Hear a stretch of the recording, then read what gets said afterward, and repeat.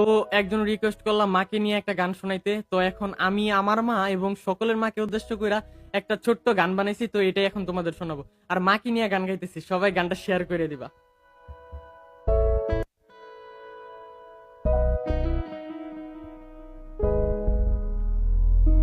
মা, তুমি ছেড়ে আমায় যেও না, তুমি জান্নাতের ঠিকানা।